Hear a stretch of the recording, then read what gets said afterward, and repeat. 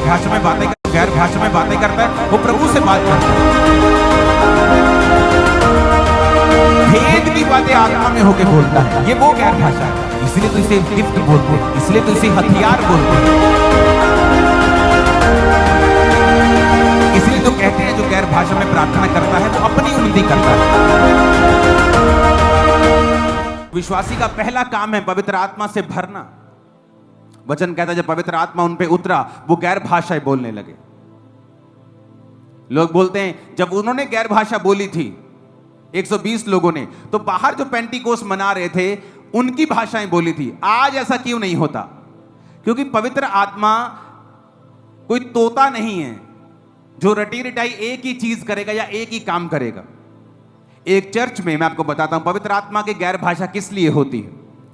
एक चर्च लगी हुई थी और एक बंदा चर्च में अटैक करने के लिए पास्टर के ऊपर आया और वो पब्लिक में बैठा हुआ था और वेट कर रहा था कि जब वो उठ के खड़े होंगे प्रार्थना करेंगे तो मैं जाऊंगा आगे। तो पास्टर ने कहा उठ जाओ, खड़े होकर प्रार्थना करेंगे। वो सब खड़े होकर प्रार्थना करने लगे और जब खड़े होकर प्रार्थना करने लगे एक औरत के ऊपर पवित्र आत्मा उतरा और वो गैर भाषा बोलने लगी।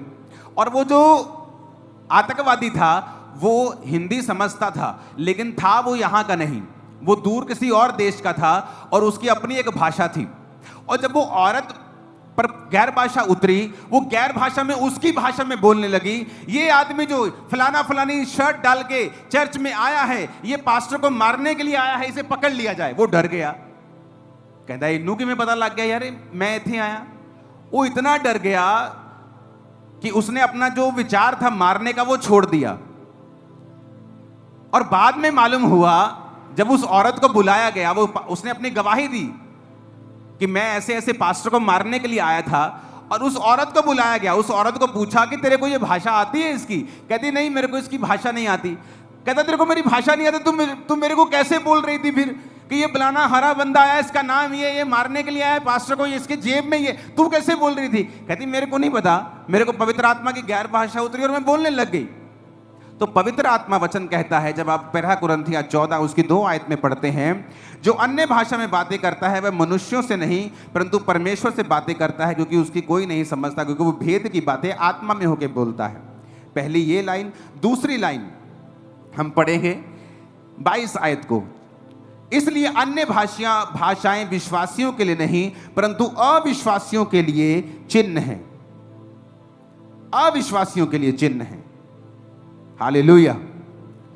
तो बाइबल कहती है पहली भाषा गैर भाषा जो होती है कई प्रकार की हैं। जैसे एक भाषा आप बोलते हैं जिस तरह पेंटिकोस्ट के दिन बोली गई थी,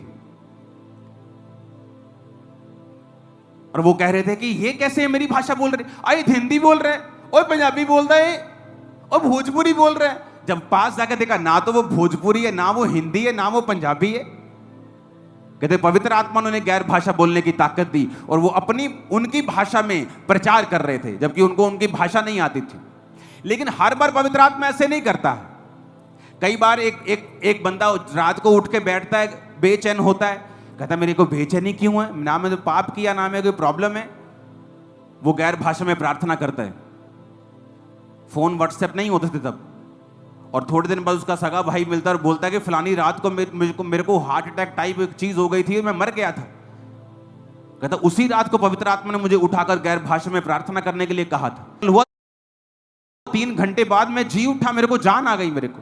कहता 3 घंटे मैंने प्रार्थना की थी गैर भाषा में।